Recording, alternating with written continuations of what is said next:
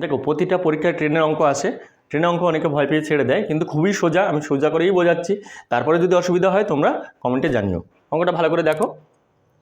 পরে অঙ্ক, একটি ট্রেন 264 মিটার দীর্ঘ প্ল্যাটফর্মে দাঁড়িয়ে থাকা এক ব্যক্তিকে 8 সেকেন্ড এবং সমগ্র প্ল্যাটফর্মকে 20 সেকেন্ড অতিক্রম করে।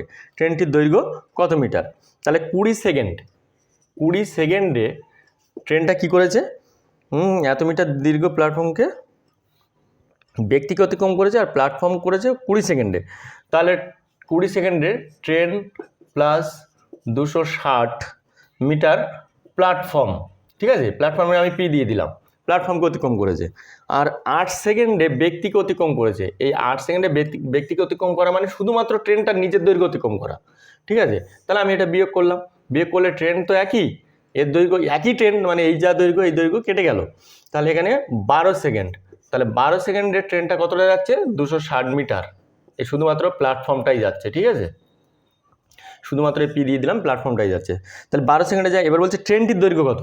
এই 8 সেকেন্ডে যতটা পথ যাবে সেটাই হচ্ছে ট্রেনের দৈর্ঘ্য। তাহলে 12 সেকেন্ডে 260 গেলে 1 সেকেন্ডে যায় বাই 12, আর 8 সেকেন্ডে কত যায়? তাহলে ইন্টু 8। হ্যাঁ, একদম সোজা। এবার 8, এটা 4 2 8, 4 3 4 12, 3 দিয়ে এটা কাটে না মনে হয়? 3 দিয়ে কাটে? ও, এখানে 260 না, এটা 264 হবে, ঠিক আছে, 264। দেখো অঙ্কে স্ক্রিনে দেখবে 264 মিটার প্ল্যাটফর্মের দৈর্ঘ্য।